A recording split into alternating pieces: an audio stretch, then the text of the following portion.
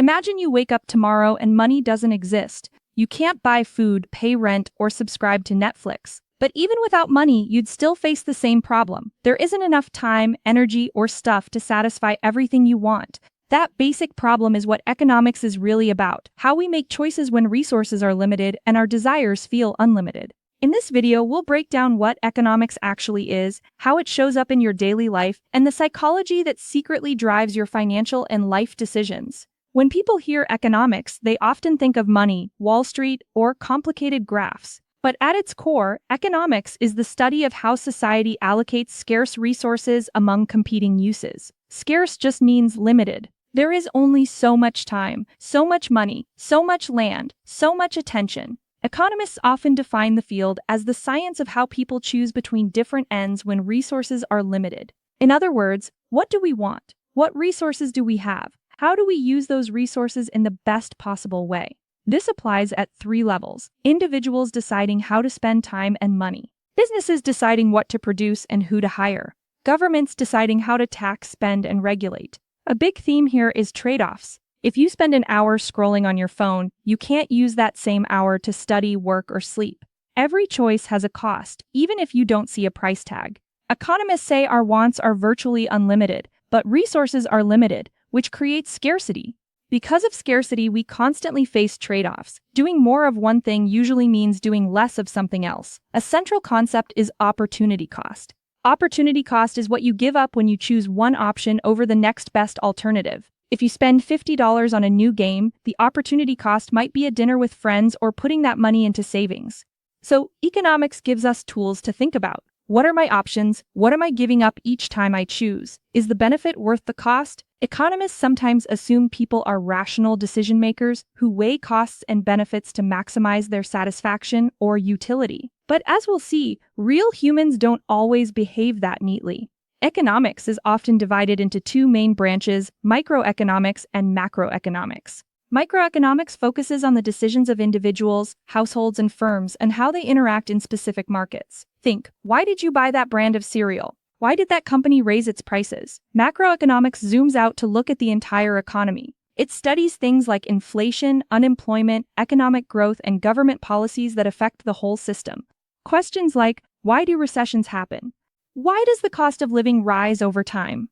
Introductory textbooks organize the subject around these 2 perspectives: how people make decisions and how the whole economy fits together. Both levels are connected. Millions of small choices, micro, add up to big trends like booms and recessions. Macro. Traditional economic theory starts with a simple idea. People are rational agents who have stable preferences, process information fully, and choose the options that maximize their own benefit. Under this view, markets tend to work well because individuals respond to prices and incentives in predictable ways. But as psychologists and economists observed real behavior, they noticed something. People often make choices that are inconsistent, emotional, and sometimes clearly against their own long-term interests. That gap gave rise to behavioral economics.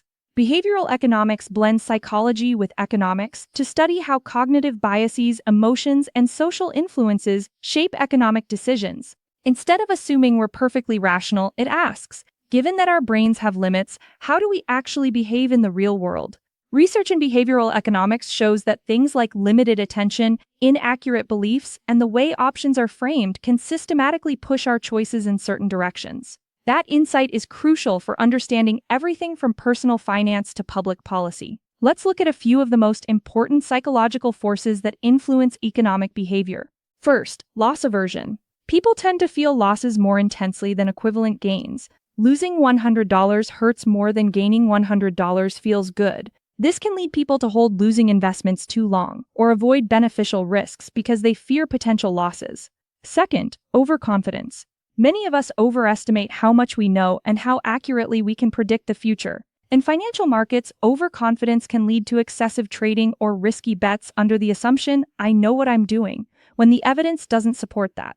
Third, present bias. Present bias means we put too much weight on immediate rewards compared to future ones. For example, we choose to spend now rather than save for retirement, even when we know the long-term benefits of saving are large. Fourth, limited attention. We have limited mental bandwidth. We can't pay attention to every piece of information, every notification, or every price change. Because of this, people often rely on shortcuts or ignore important details, which can lead to suboptimal choices in shopping, investing, or borrowing. Fifth, framing and reference points. How a choice is presented matters. People evaluate outcomes relative to a reference point, what they consider normal or expected, rather than in absolute terms. The same option can look attractive or unattractive depending on whether it's framed as a loss or a gain.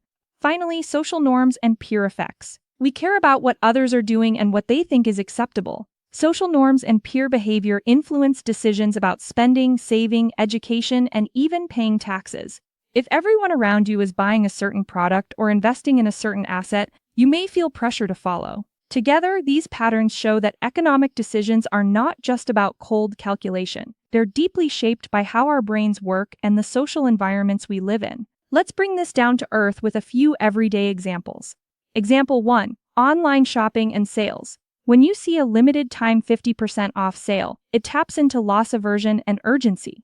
You feel like you'll lose a deal if you don't click buy, even if you didn't need the item in the first place. Behavioral economics shows that time pressure and discount framing can push people to overspend compared to their original plans. Example 2. Subscriptions you never cancel. Many people keep paying for subscriptions they barely use. Psychologically, canceling feels like giving something up, and it requires attention and effort, so people procrastinate. From an economic point of view, the opportunity cost is whatever else you could have done with that monthly payment.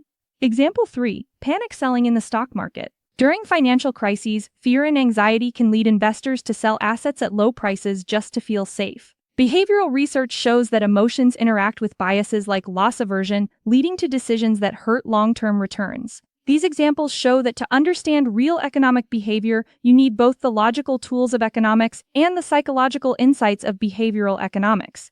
These insights aren't just academic. Governments and organizations use behavioral economics to design better policies and programs. For instance, automatically enrolling workers into retirement savings plans and letting them opt out rather than making them opt in has increased participation in many places, because it works with our tendency to stick with default options. Policymakers also design nudges, small changes in how choices are presented, to encourage healthier, safer, or more financially secure behavior without taking away freedom of choice.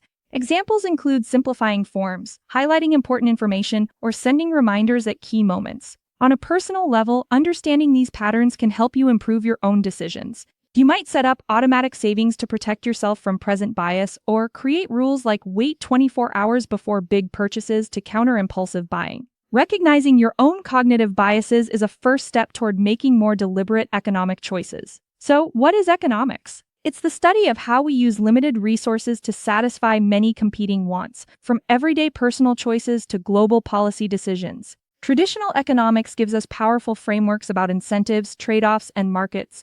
But real people are not robots. Our decisions are shaped by biases, emotions, social norms, and the way choices are presented. Behavioral economics adds this psychological layer, giving us a more realistic picture of human behavior and helping us design systems that work better in practice. If you take away one idea, let it be this: every decision has an opportunity cost, and your mind's shortcuts can push you in directions you don't always notice. Understanding both the economics and the psychology behind your choices is a powerful tool for building the life and the society you actually want. Thanks for watching. If you found this explainer helpful, hit like so more people can see it, and subscribe for more deep dives into how the world really works. Drop a comment with a decision you've made recently that now looks a little different through the lens of economics and psychology. See you in the next video.